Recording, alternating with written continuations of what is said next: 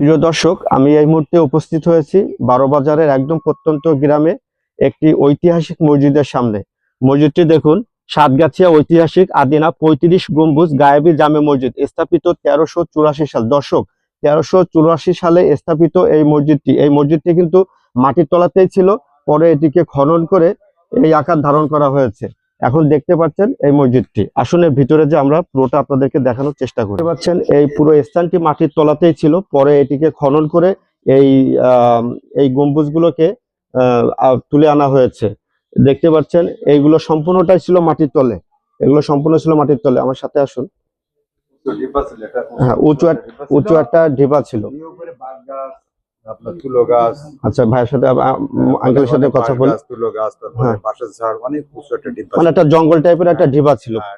পরে সাধারণ মানুষ সবাই এটাকে খনন করে বা পরিষ্কার করে এই স্থানটাকে খুঁজে পায় আর কি, তাই তো? গ্রামের লোক সবাই একত্রিত হয়ে তারপরে এই স্থানটা খনন করে তারপরে এটা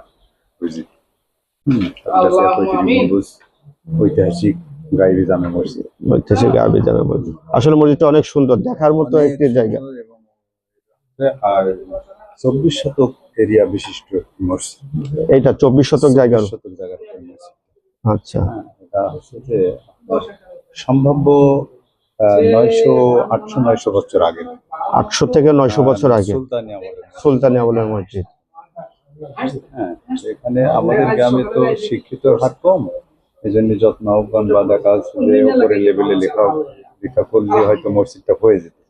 মাননীয় প্রধানমন্ত্রীর কাছে আমি মেলাবার অনুনয় বিনয় করে বলছি, যিনি বিগত প্রধানমন্ত্রী ছিল, এখন এই সরকারের উপরে আসছে, এই সরকারকে আমি বলছি যে অনুনয় বিনয় করে ওনারা যেন আসে এবং মসজিদটা দেখে যাক কি অবস্থা। মসজিদের পশ্চিম পাশে যে ওয়ালটা খুব ধ্বংস হয়ে যাওয়ার মতো অবস্থা, এই জন্য সরকারের তরফ থেকে যদি মসজিদটা হয়ে যায় তাহলে ইন্টার গ্রামবাসী এলাকাবাসী অনেক উপকৃত হবে বা মুসল্লিরা সুন্দরভাবে নামাজ কালাম পড়তে পারবে। বারোবাজার এলাকা শহর মোহাম্মদাবাদ, এটা শহর মোহাম্মদাবাদের প্রাণ কেন্দ্র ১ নম্বর মসজিদ সাতগাছিয়া মসজিদ। দর্শক দেখুন, এই মসজিদের সাইটেও কিছু অংশ আছে যেগুলো আসলে আশ্চর্যজনক বিষয়। এইটা পুরোটা একটা ঢিবি ছিল এবং ঝোপ জঙ্গল টাইপের ছিল। পরে এলাকার মানুষ এবং সাধারণ মানুষ মিলে এটাকে দৃশ্যমান করে এখন এটা দেখা যাচ্ছে। আসলে খুব সুন্দর একটি পুরাতন ঐতিহ্য নিদর্শন। আপনারা আসবেন, আসলে ভালো লাগবে আশা করি। তো ভিডিওটা এখানে শেষ করছি। ভিডিওটা যদি ভালো লাগে ফেসবুক থেকে দেখলে ফলো করে দিবেন, এবং যদি ইউটিউব থেকে দেখেন তো আমার চ্যানেলটি সাবস্ক্রাইব করে পাশে থাকবেন। আসসালামু আলাইকুম সবাইকে।